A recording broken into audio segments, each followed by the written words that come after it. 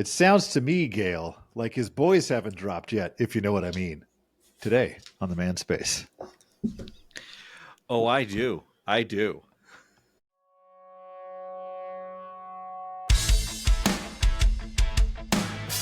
Welcome to the Manspace podcast. We're your hosts, Doctors Matt Brown and Rob Porter, and clinical therapist Mike Porter.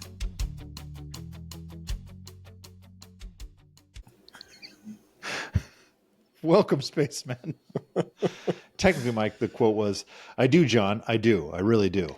I know. I couldn't remember his name, and I knew you'd get it from the tone, so it was fine. Matt, if you weren't aware, that's a quote from Pitch Perfect. I've seen that movie, but I don't remember that part. I don't remember. I had to look it up. It's hilarious. Because, dude. Is it because of his high voice? Or is it because of his... Yeah, it's a kid who's actually in high school. Oh. But he's competing with a college. This boy's and so they just talk about... And then it turns out later that it's true. He's not in. But they don't know that at the time. Well. I might have seen that movie a few times. Matt, did you get my text earlier when I texted you? About me not being able to get in? The movie quote? I did not. Shame on you. Did you get what it is? Is it maybe Lord of the Rings? Yes. Did I get it wrong? That's when that's the stuff on the wall. Yeah, the way is shut. It was made by those who were dead. So yeah. We cannot get out. Oh, no. You're talking about That's when he's reading the book. When he's reading the book. Yeah. Right before they're surrounding us and blah blah blah. Yeah. You blend isn't it when they're in Casa Doom? No? Yeah. Yeah. I think you mean Casa Doom. I love the way no, it's okay. I love the way that Saruman says it. It's like when he's reading quietly to himself.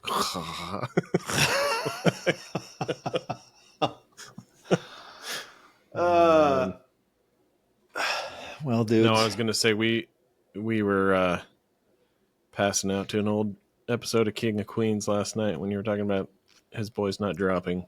It's the one where Doug's like goofing off at work, shooting staples into a tin can, and then he accidentally staples his undercarriage.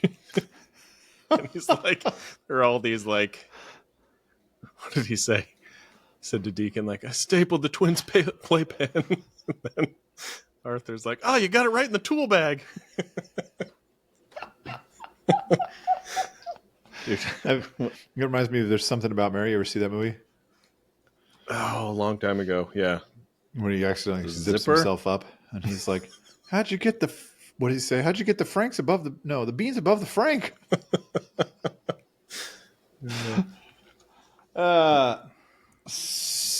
Dudes.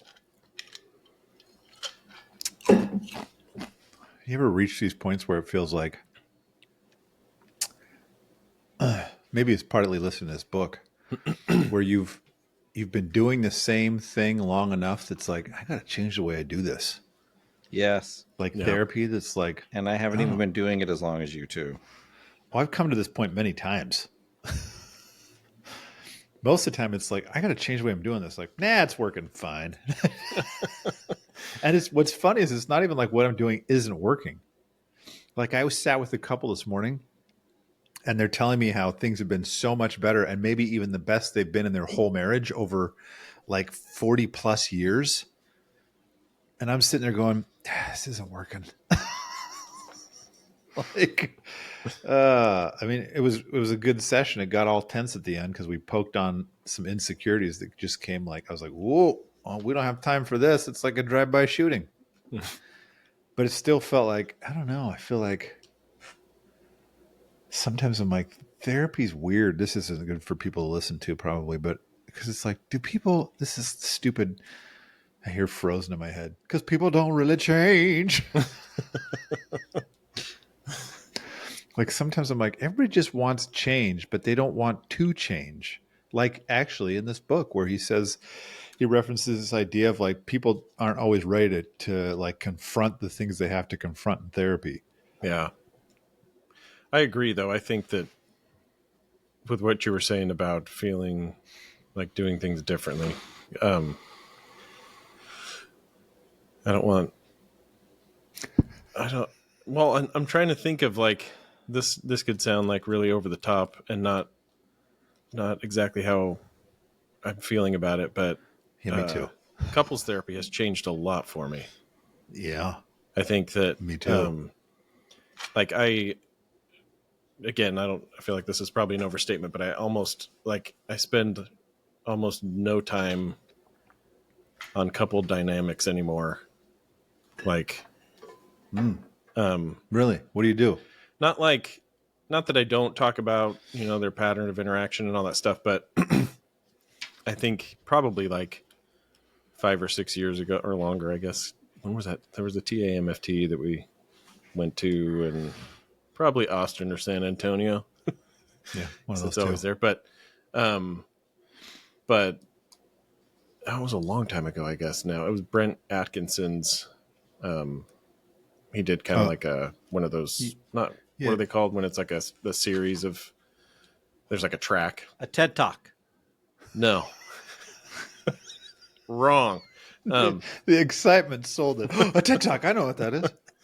But it really got me thinking more like I spend too much time on like the way people influence each other in couples therapy, and I spend too much time on that part of the dynamic and not enough time on like personal accountability and like reflecting on that. So I started shifting in that direction. And then as time has gone on, and this book really the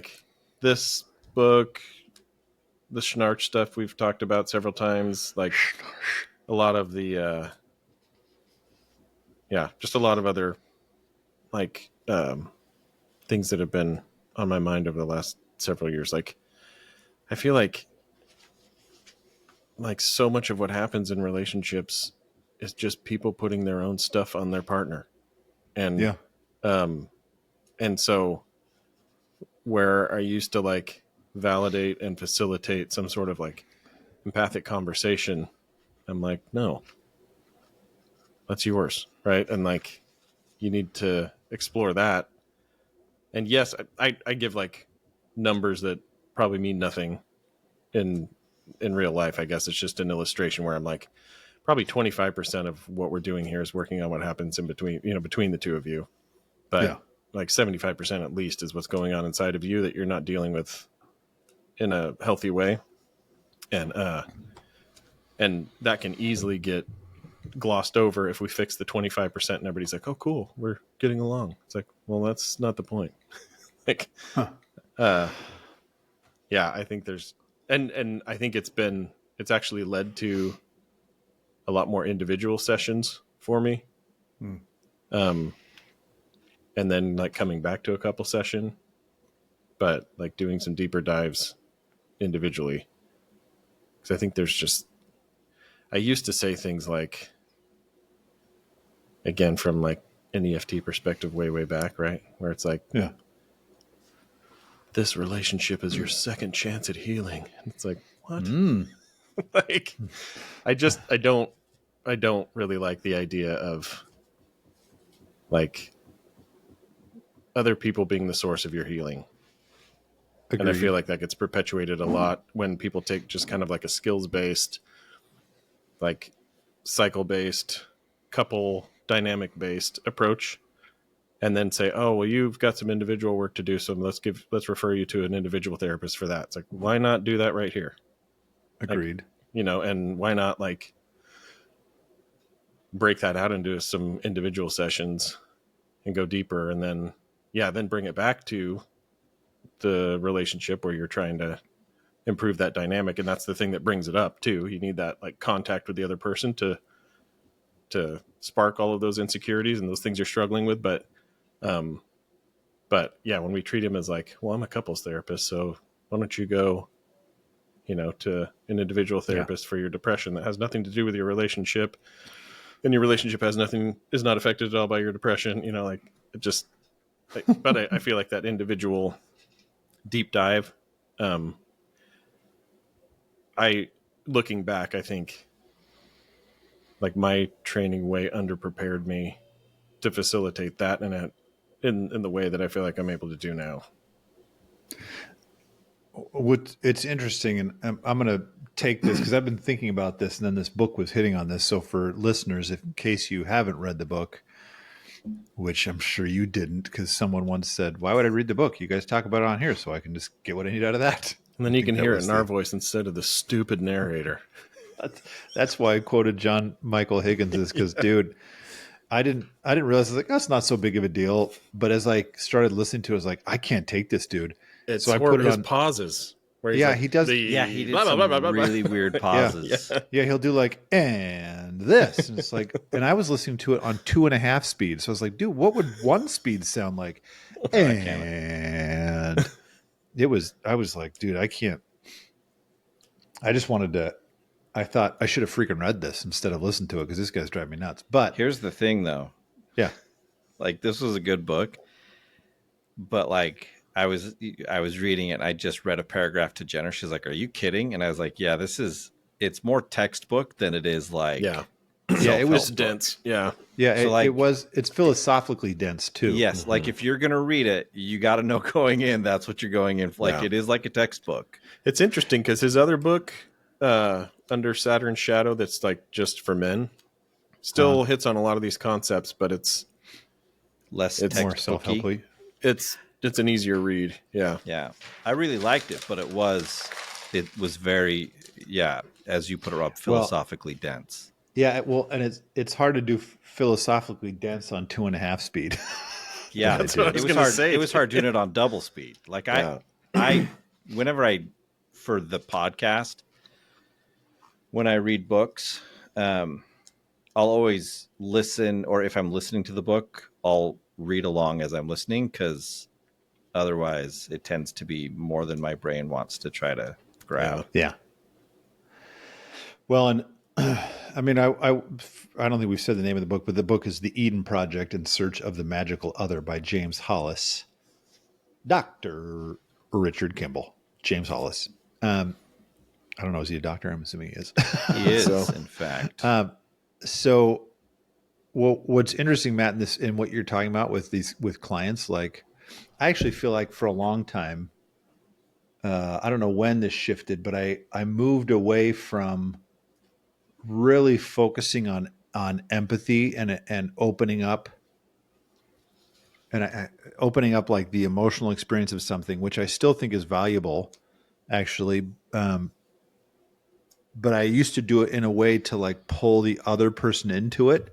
Yeah. And I still do that, but it started to feel like I've started to do it more in the context of like, I need you to understand that this is your lived experience, and not necessarily like I need you to restructure the way you're talking about it, because it's not that he or she did this, this, and this. It's that you feel these things. Mm-hmm. And where that's coming from. Now, admittedly, it's kind of interesting because in this book, they talk about this object relations type stuff, and kind of like our internalized working models from our parents, and how we view ourselves in that context. And I have a tendency to I've had too many clients who, like, for example, using a genogram where we go through and map out their family, that it's like, then they're going to have this insight, be like, oh, there it is. I'm like, well, then what? You're still a jerk. Like, I worry sometimes that people will take that too far to think, well, I understand this comes from my dad and the way I interacted with my dad and the messages I got from him. And then it's like, okay, now what? And so I've actually shifted it, and this is not necessarily book related. We'll come back to the book, but I'm shifting lately into like, maybe I've gotten too focused on responsibility and accountability, and not enough of like, here's here's a new direction to start pointing yourself. Like, even in terms of like, hey, I need more people to see what's good in their relationship. Yeah. I feel like I've wondered before, like, am I starting to tip into like positive psychology? Like, because it feels like, hey, there's a lot more, like I've given more assignments lately of like focusing on gratitude of things. Yeah. And I'm still kind of in this state where it's like, I guess I'm kind of exploring around, Mm-hmm. and actually doing something different than what I do and what, because in this book it is philosophical. There's not like a step by step. And same thing with Schnarch. I have some people who are reading Passionate Marriage right now. They're like, but there's not like a blueprint for me here. I was like, yeah, he says that. Like, Mm-hmm. I'm not telling you how to do this, but I've actually been thinking maybe I want to tell people how to do this more. Like, they don't know. And like the experience I had this morning, it was perfect. Things were going really well for this couple. They're doing all the right things. They're saying connections increasing, but they want to go further. They don't know how. And I talked about how you got to get into like, you have to expose these insecurities to each other to really Yeah. show up 100% with each other. Or you could say your shadow, right? With Mm-hmm. From this book, that to show up and say, well, here's this stuff that I have, to really let it be explored. And then when he said something and it really poked on something for her, and it was like she was gone. It was all defenses and all. I was like, well, there's the freaking problem. And I had to like grab control of it and say, no, you have to now go do this, this, and this. But it is a lot of trust in clients to say, and maybe I need to ask this question, Matt, like, what in these individual sessions, Mm-hmm. besides like saying, tell me about this, Mm-hmm. and validating their experience, what else do you doing? Like, how do you getting them to like come and show up differently next time? Yeah. Well, I feel dumb saying this for like the 75th time, but a lot of the Rob. stuff that I've been freaking trying to crank out on the stupid e-course is like what I spend my time doing in those individual sessions. Side note, dude, watch some old Disney movies after reading this book. It's crazy. Oh, Like really? Peter Pan's shadow, like he finds it in the place that he can't go, like can't, Yeah. like, and then he's trying to yank it back to Never Never Land, and sew it on and doesn't want to go. Anyway, it's all sorts of weird.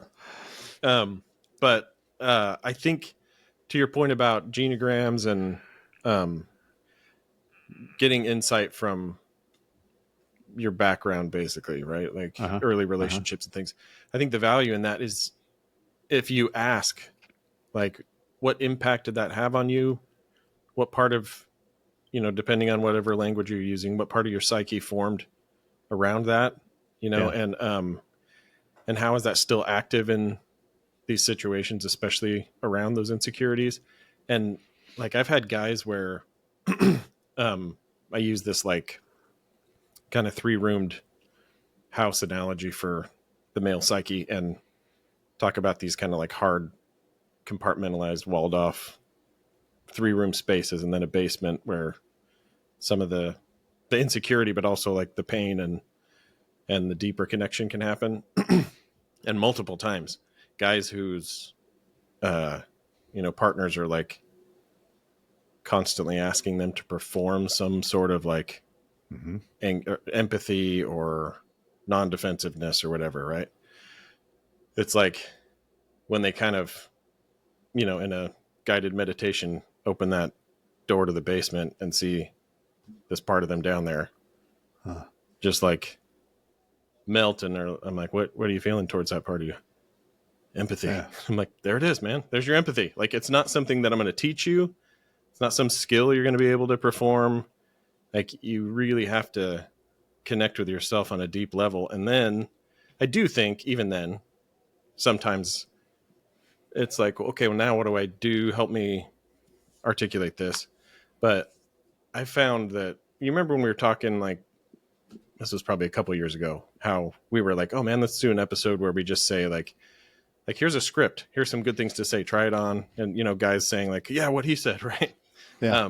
I found that like when they're connecting to themselves on that deeper level, I'm like, just say what feels right. And it's like, yeah, that worked out. That was the right thing, right? Because it's not, I mean, yes, it is the wording sometimes, but unless you're way off on the wording, Right. what really comes through is I'm grounded, I'm connected to myself, I feel you, right? And here I am, right? And I think like that deeper work where you kind of go through, like, how did all this stuff form for you and what's in there, and, you know, some meditations to help you kind of make contact with it, and really deeply connect to yourself. I think that's been the best way for me to help guys, especially, like, disconnect their motivation from the relationship and tap it into something that's, I think, much more sustainable and more meaningful, which is, like, I want to be whole, right? I want to be connected to myself. And then not that the partner interaction just automatically comes, but it's like, that's the only place from which you can achieve that type of interaction. You know, we can do this counterfeit thing like we've talked about before, where it's like, so you happy? Am I empathizing enough? Am I doing enough? And cool. And then it's like, I've had several guys tell me, yeah, I'm the 2-3 week guy, right? Like, I can nail this for 2 or 3 solid weeks and then it falls apart. And it's because it's like, it's just a really fragile internal connection that's being made. I think it's interesting because you said, move their motivation away from the relationship. And I think, I want just to clarify, like, the motivation of that's where I'll find my validation or my whatever, instead of saying I can find it. That's the reason I'm internally. doing any of this, right? Is to like keep the relationship or make her happy, or because when she's happy, then that maybe then I'm it's calm. because it challenges the feeling of inadequacy or my shadow self or whatever it is that I'm trying to escape by her saying you're okay. It's like, okay, instead of learning how to sew my shadow self back onto myself with soap. What was Peter Pan thinking? Dude, I haven't seen it in a long time, so I don't. He's like rubbing a bar of soap. He's rubbing a bar of soap on his foot. Then he finally does like get some thread. Wendy does. Oh, that's right. Wendy sews it back on for him. Mike just and then he takes it back with him. And, dude, it's a deep movie. Apparently, I have a very vivid memory of this scene. Well, but it's kind of interesting because one of the things that I've been noticing about myself, which I've said, as Matt points out for his 75th time, I've pointed this stuff out about myself 75 times, which, by the way, Matt, you're like, my e-course. I'm like, yeah, my book, dude. I know. I'm just mad at myself because I've recorded it a bunch of times and I just can't get past like the perfectionists, it's not right yet thing. Yeah. Yeah. That's as a side note, I'm going to veer all over the place, but I'm going to come back hopefully to what we were talking about. But my buddy that I was in a band with, my best friend Ryan from high school that we did our band with, we're doing our band reunion and talking about how bad how bad we are at instruments now, which Ryan's not. He's really good. I'm bad at instruments. But the way we recorded was so bad. Our tempo kept changing in the stuff. So we would we'd do snippets of songs because we'd have to move too fast. Mm-hmm. You can't maintain that speed. But anyway, we talked about how let's re-record some of the stuff. And he sent me a bunch of stuff. Like, we're trying to riff off of each other and build songs together. Because it feels like I want to go back to some of the stuff that I used to like. I feel like I'm starting to go through like a midlife crisis of like, one day Rob's going to be in a band again and pick up the guitar. But the thing that I was saying that I say over and over, that's like, yeah, Rob, we get it, is I've really been thinking a lot lately about how I have this tendency to, like, I need it to be that whatever this truth is came from me. Like, mm-hmm. I knew it first, or instead of recognizing like, hey, I didn't, like, even talking about this meditation process you do, Matt, it's like, yeah, I don't, you're just saying like, I'll just ask you these questions and then you get there yourself. Right. Mm-hmm. Like I had an experience actually just watching conference this past weekend where two people said things that I was like, that's my thing. I say that to people, even though it wasn't my thing. Yeah. It's the idea of degree of difficulty with diving. I talk about that with clients all the time. But it wasn't my thing to begin with. One of my professors said it to me. I was like, oh, I really like that. But I need things to be my thing instead of saying, hey, there's this kind of truth stuff comes from all over the place. And that's what's interesting about reading this. You know, Matt, you point out object relations, that we really should have studied that more.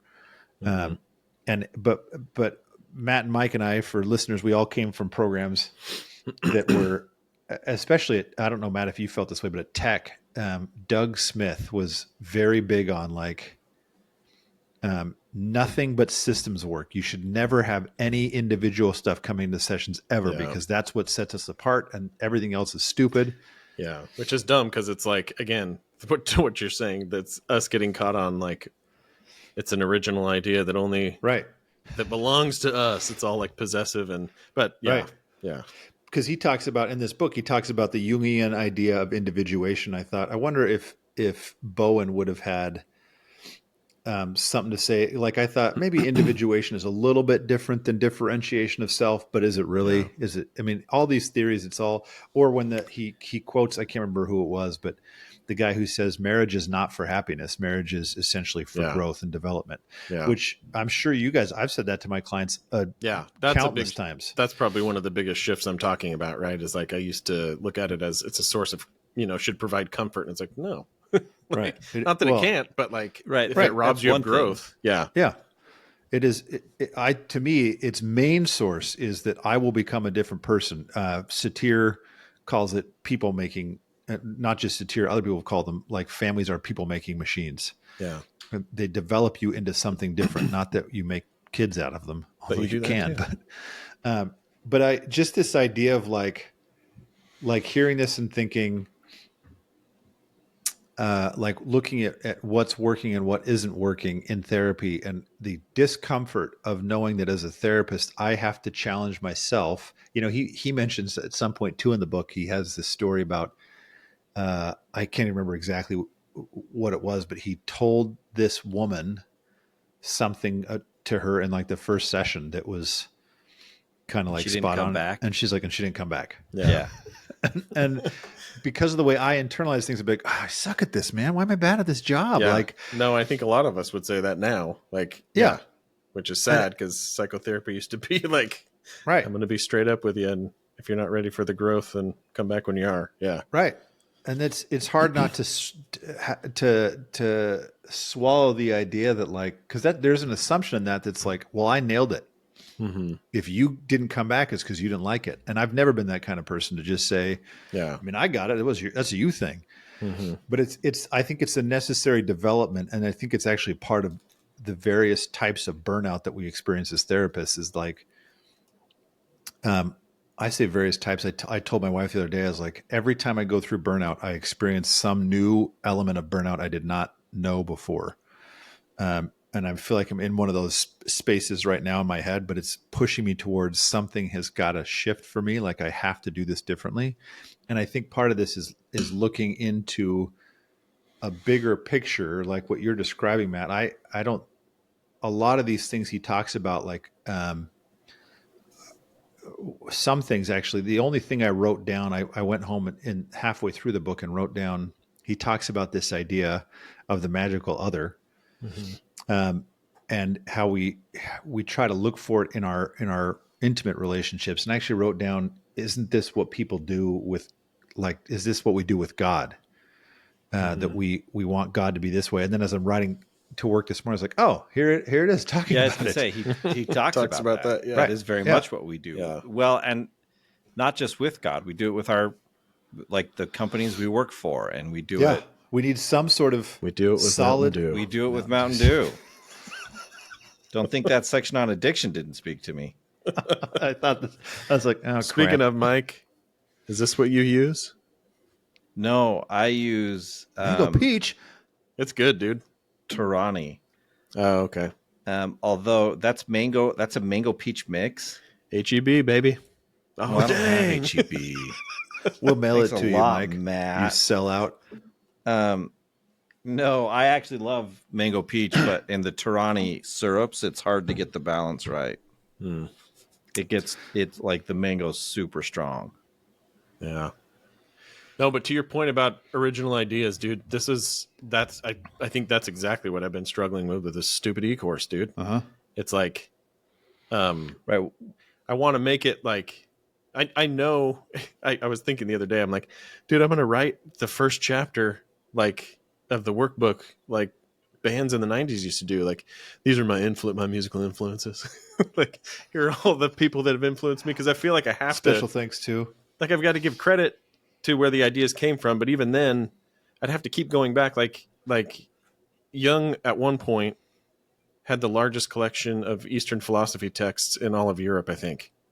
So like he just started, but it's interesting though, because I watched a YouTube video where it was talking about like the direction he went with it versus like the direction that Buddhism goes with it. Yeah. And it's like, it's slightly different.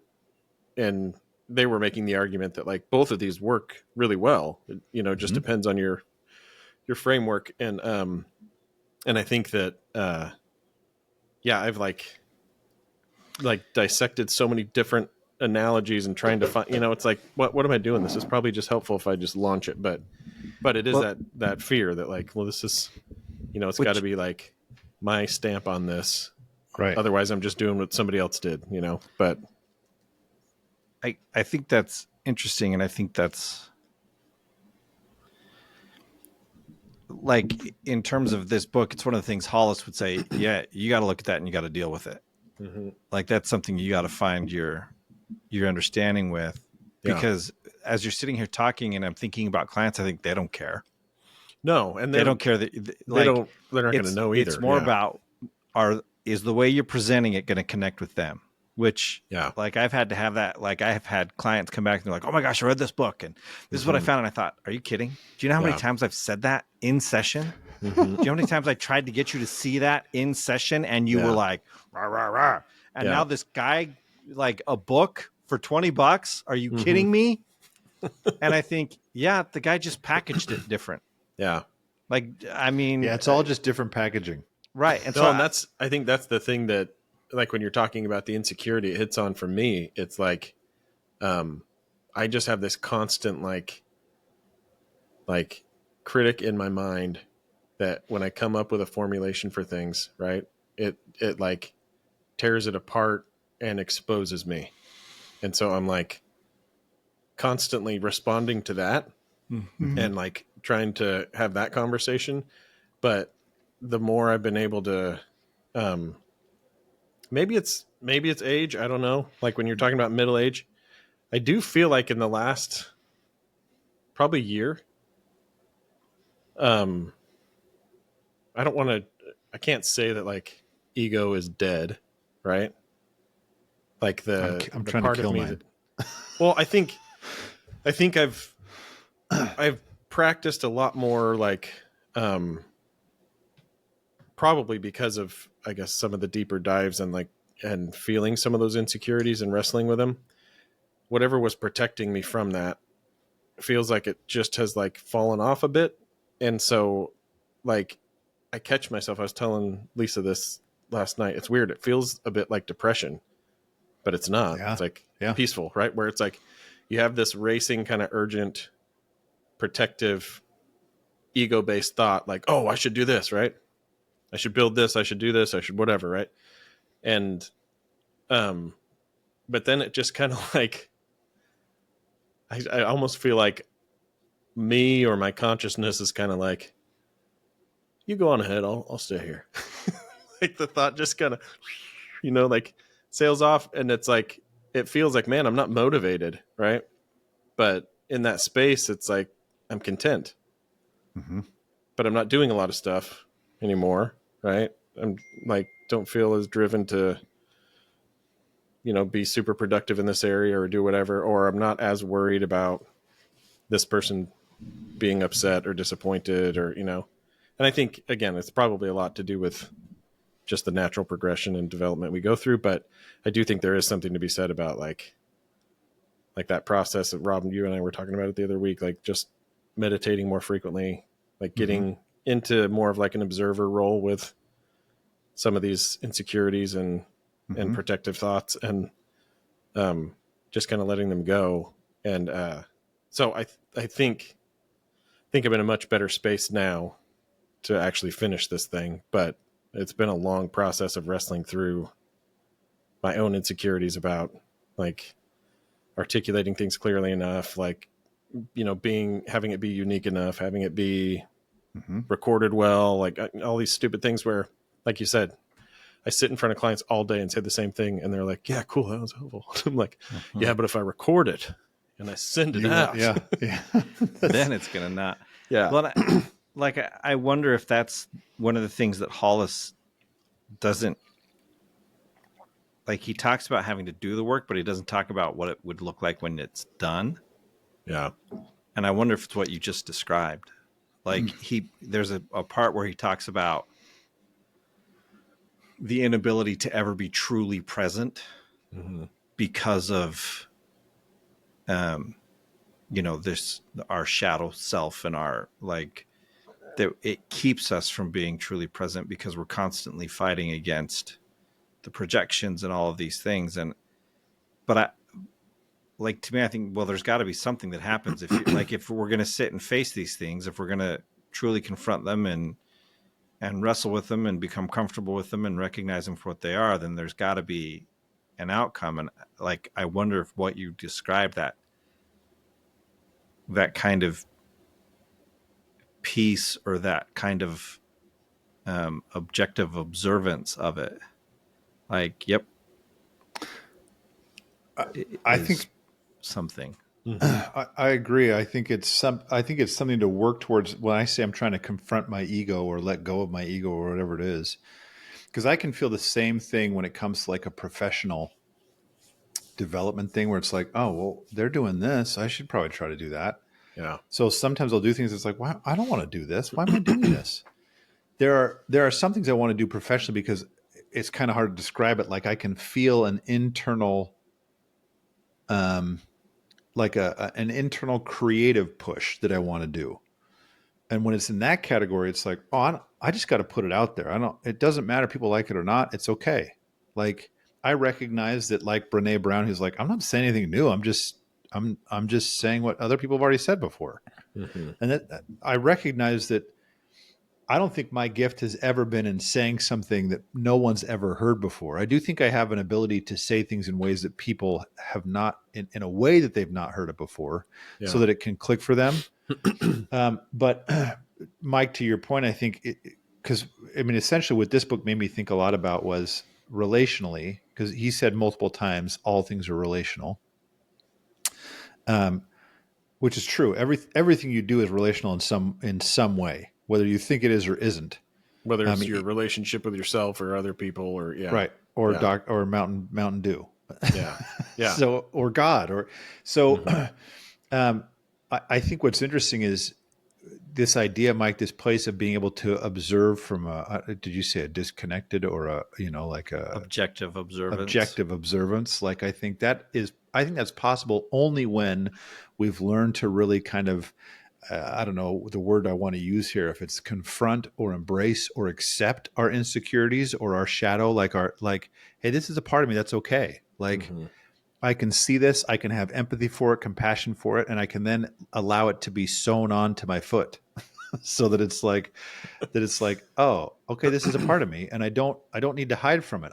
I take it with me. Or Bill Hader's thing where it's like, it's the monkey on his shoulder that he invites to be with him during his things. Like that's to me, that's the way we get an objective observance is it's like, I don't have to hide this from somebody. I don't have to be, for me, it's like, I don't have to be your God for you. I don't have to be the one who is like, I have the right thing to say and you will find it from no one else. It's like, you can find it from 50 other people within a 5-mile radius from me. Like, but so just for me being able to say that's okay. Yeah. Like, because that's why I like this idea that, they mentioned, I was talking with a client that we were talking about religions and she's like, Buddhism. She's like, I don't know. Is that a religion? I was like, I don't know. I don't know enough about it. I said, I kind of put it in the category of like a religious philosophy more than I do a religion. Because it doesn't have sometimes the same kind of structured tenets that other things do, but I don't know enough about it. But I thought it's interesting to look and say, because she's like, well, I don't know much about it either. I was like, the stuff I've read sounds very Christian. Like there's a ton of overlap in these principles. When you look across most of these principles, there's tons of overlap across these different religions and faiths. There's differences, of course, but it's like, yeah, there's truth all over the place. So what does it matter? Like, Matt, when you're saying, it's like, yeah, just put it out there, man. Somebody for sure will think, dude, I'm really glad you put this out there. And if nothing else, like, I mean, I started writing these things down about how do I offer things to people outside of my office? And of course, at a fee. Sorry, clients. But not because I have the best thing to say, but because I don't know, it may be helpful to somebody. It may not be. And that's, to me, that observance comes from like, I think I've been in this space for the past few months of a difference. It's felt different to me than it has before, of like really looking at my sometimes what feel like crippling insecurities around what I do for a living and the way I do it and how much I charge for it. Especially if my rate goes up, it feels like, what am I doing, dude? It feels so arrogant to declare that an hour with me is worth this much of your money. 50 minutes. I know. Hour yeah. in the Not Rob even room. an hour. An Yeah, hour and with you would be worth a little bit more. And it feels ridiculous. It's true. It'd be worth, I don't know, a lot more, but it feels ridiculous. And it really taps into my insecurity, because it feels like, are you really worth that much, Rob? It's like, no, probably not. And so Every single client after this episode is going to ask for a reduced rate, dude. Poke at your ego and be like, there are some who for sure will. Go ahead, Mike. Well, like you talked like this, right? This objective observance, and I've been talking a lot with clients lately, and I think this kind of goes back to like where the benefit in a genogram lies, and a benefit, right? Matt's talking about these one-on-one sessions separate from the couple work, and really kind of taking a deep dive into the individual. And your question was like, well, what do you like, where do you go? Like, once you've done that, where do you go with them?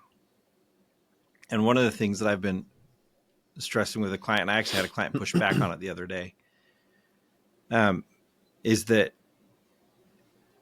like all of that, looking back and confronting, or however you want to phrase it, is not reflective of where you're going. It's reflective of where you were. And she's like, well, why does that matter? And I thought, because you can go wherever you want. Like, you understand this thing about yourself, and that's good. Understand it. Now, what do you want to do with it? Like, where do you want to go? Like, it might have been you, Rob. That Probably. No, it was Matt that said, like, how does well, maybe my original idea. Who's going to pay me money now? How is this showing up currently, right? Like, here's this interaction that you got from your interactions with your dad. How's it showing up now? Yeah. And then it's recognizing, and he referenced this in the book, that some people say, well, it's just who I am. Yeah. And I think, sure, it's reflective of where you are right now. Like, that's how I kind of reframe it when clients will say, well, it's just who I am. I said, no, it's reflective of where you are right now. That's it. It doesn't dictate where you're going. It doesn't dictate anything. It's simply reflective of where you are at the moment.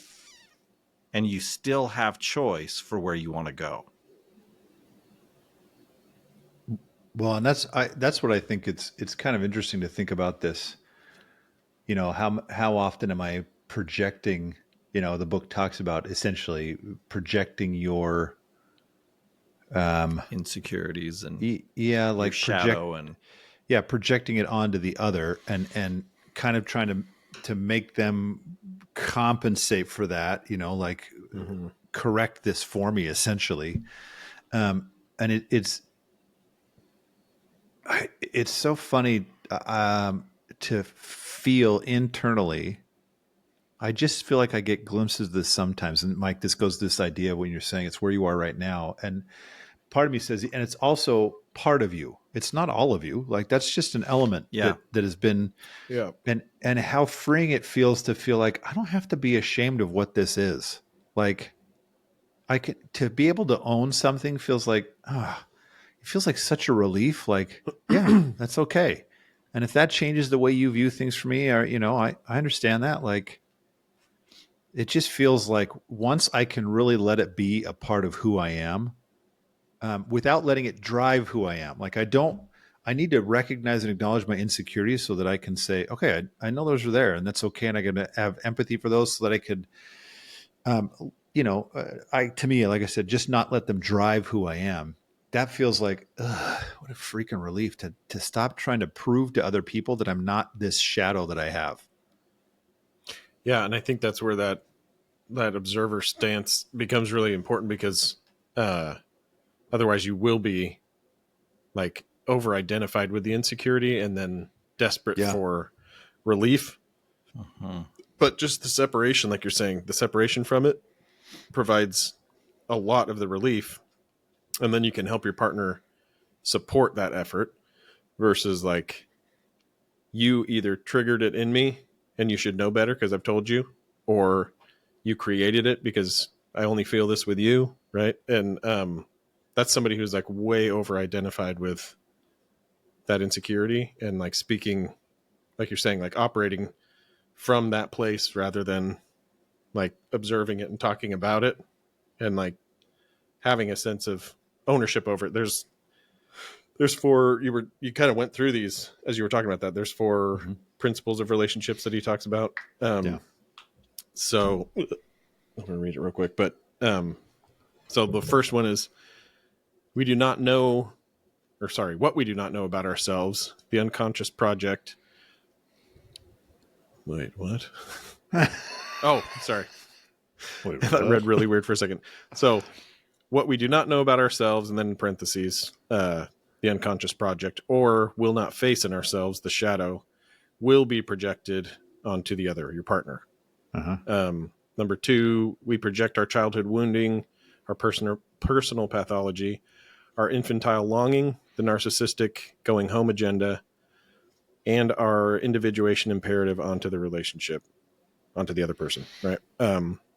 This is the third one. Since the other cannot and should not bear responsibility for our wounds, our narcissism, or our individuation, the projection gives way to resentment and the problem of power.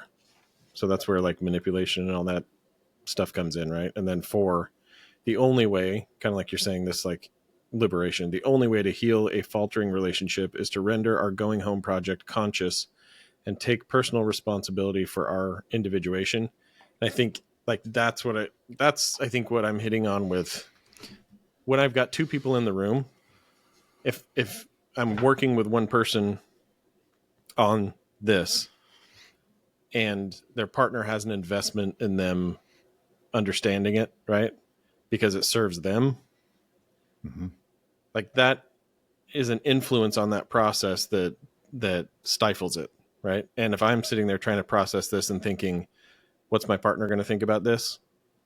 Then I'm going to be less able to go into it.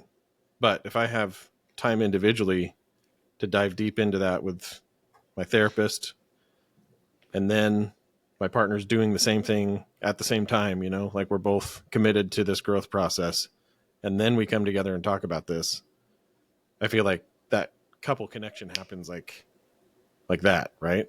It's like I've had people do this in a more less like deep dive psychology type of a way, but like in the form of a letter, where it's like, here's all the things that I'm doing that are, contributing to our problems. That's some of Brent Atkinson's stuff. Yeah. And it's so funny to watch because it's like, there's like a natural softening, right? People are like, oh my gosh, it's like, I feel like my guard is down now. I feel like I can expose my flaws to you because you're exposing yours to me. And I feel way more connected to you. And then almost immediately after that, like bonding moment, one partner's like, hey, can I get a copy of your letter? I'm like, no, like that puts you right back in the same cycle where now you're going to police that person based on their stuff.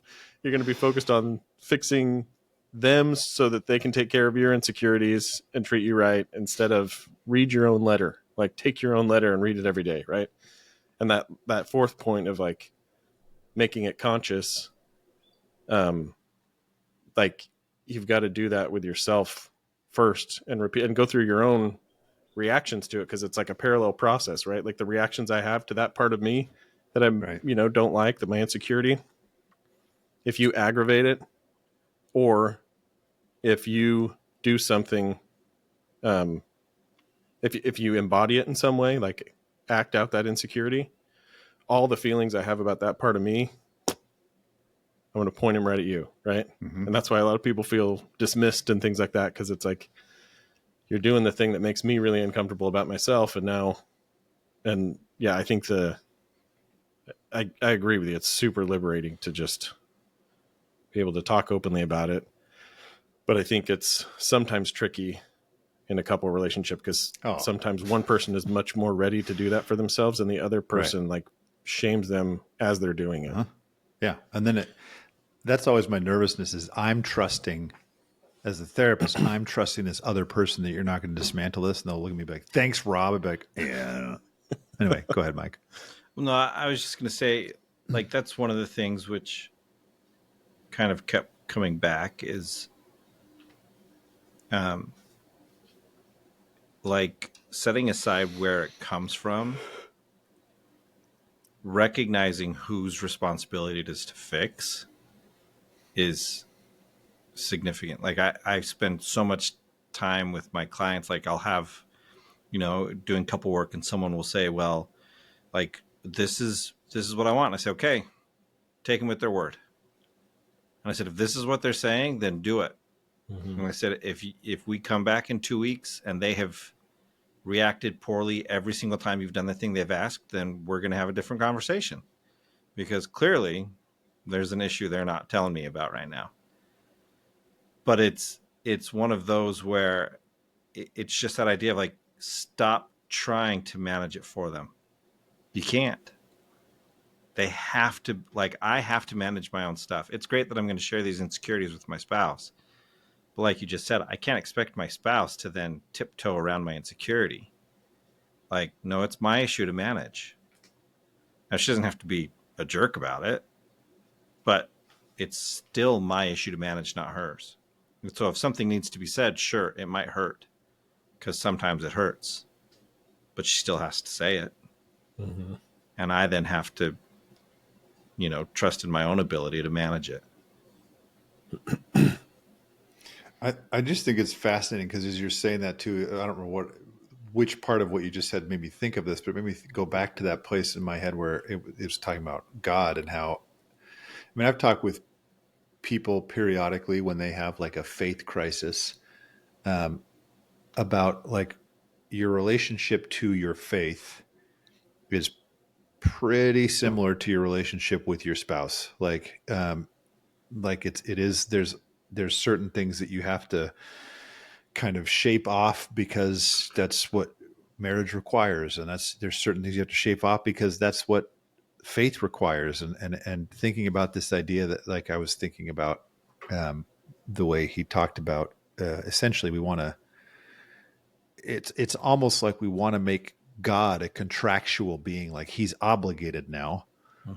So therefore I don't have to worry about these things about me, because God is perfect and he cannot do this, or this. So therefore, like I can just go and shove all my stuff onto there and I don't have to confront it myself. It's like, yeah, you're only going to go so far with that. And I actually really liked that he talked about this idea that, and I was kind of losing this because I was on a weird part of my turn and I had to pay attention to the turn on my bike. But, but this idea of like that Jung was actually very, he mentions how deep he was into Eastern philosophy and just this idea that like keeping God in this mystery category. I think for a lot of people, we don't want to. Some people are great at that, and some people aren't. But it's like that's part of this. That's part of what a relationship is too, like with your spouse, is like, hey, look, I'm going to show up, I'm going to confront my own stuff, and I'm going to hope, and you will always be, to some degree, some element of mystery to me. There are things about you that I will never fully understand, and that's part of my engagement with you, and I can hold that and be okay with it. I don't have to know all things. I don't have to have the guarantee that inside of a relationship, I think we have this idea in our head that we can become so intimate that we just know each other inside and out, and I'm your everything. It's like we've talked before on this show. It's like, yeah, your spouse probably shouldn't be all things for you. Mm-hmm. That there should be some things where it's like they need to be their own independent person, free of you, who has their own insecurities and shadows that they're working on, and you can't hold them to this thing because that makes you feel better. I just think that's the part where I'm saying there's a lot of freeing in the idea of like, I can't control this thing outside of me. I can't make it be what I need it to be, but also I don't have to hide myself from this thing because I don't have to be controlled. And what's interesting about chasing to prove to everyone that I am not a schmuck, which I think has been my lifelong pursuit. I am not a schmuck. It is like, it's exhausting to me. And just, it feels so fruitless. Like, I don't think people think I am a schmuck, but I always think they think I'm a schmuck, or they'll find out I'm a schmuck. And it's just also Yiddish words. Is that a Yiddish word? They're just fun to say. I've been surprised, as a side note. I have various Jewish clients, and they just use words that I'm like, oh yeah, I mean, I know what that word is, I think, but they use it like we all use this word, like it's just schlep, and I'm like, huh? Go back again? What was that? I think I've digressed. Probably means we're done. I don't know. I've got one question left. Oh, sweet. That I think I really like the part where he talks about like the management of fear. Because I think that's like, again, that protective part of our psyche kind of formulates into variations of that, and then keeps the insecurity out of our awareness, and then we're just defensive around those fear-based things. But this is becoming conscious of the Eros wound. But where is it at? The first two questions I really like. She says, where do my dependencies show up in the relationship? And then number two, what am I asking my partner to do for me that I, as a mature adult, need to be doing for myself? And I think that this is where, going back to what I said at the beginning, because when we went through our masters, EFT was like all the rage. Yeah. And the big pushback at that time was like codependency is not a real thing, kind of. Right. And so, attachment is not codependency. And again, I don't think it's like either or, but I think I leaned more in the direction of like co-regulation and was blind to situations where partners were asking, somebody was asking their partner to do something that like, no, you need to learn how to do that. Like, not like you need to learn how to do that by yourself, like by yourself in isolation, in punishment, but like you're suffocating me because I cannot do this. I can't make it right. And I can't be there for you in the right way. And even when I do, even sitting here as a therapist, and it's like, no, that person really did bring all of their presence to the situation, really reached for you, tried to support you. And like, either you completely dumped it all on them and then labeled them or attached some massive expectation to them going forward, or you like it wasn't good enough. And it's like, try again. Right. Mm-hmm. And I'm like that, like I had from that old framework, I didn't have the language or like the ability to say what that was very well. Or I felt like I was doing something wrong if I did. You know what I mean? It was like let me just keep helping the other partner try harder. And it's like, no. And it's not, I don't think I've tilted in the other direction so much like, well, no, it's really the other way around. And now I need to just go at it in another one way type of viewpoint. But like we've said, it's massively liberating if you can get in the driver's seat with your own insecurities and like bring them out and acknowledge them and face that kind of like edge of a cliff moment, right? Where this could go either way, but I need to stand here to be able to get a handle on my own insecurity enough that even if you aren't there for me, I can still recover this. But when you are there for me, I feel that much closer to you, right? Right.